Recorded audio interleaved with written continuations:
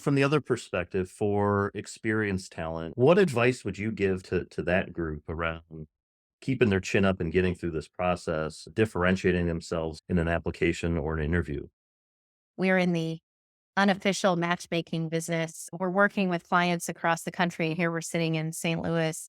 We're constantly putting people connected. I would just say, like attracts like in the best of situations from an employee employer perspective.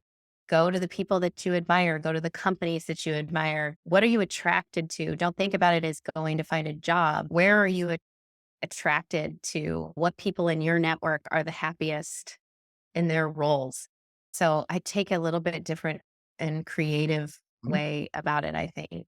Finding someone or several someones in your life who can ask you questions about what you love to do.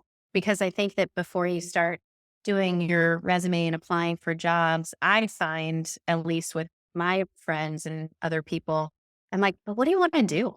I know that you're an accountant. Okay. So was I, but I didn't want to be an accountant.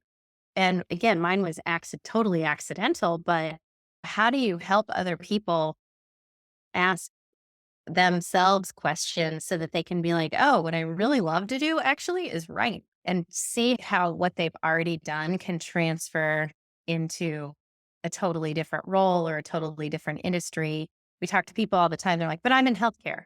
That's all I know. I'm like, okay, nobody prohibits you from going across the line and going into tech or something else. But I just think that people aren't pushed gently into Yep. exploring other things. I think they're just like, oh, I was this. So I have to go and I have to look for this job title and everything else. There's so many small to medium sized businesses out there who don't know how to access the talent.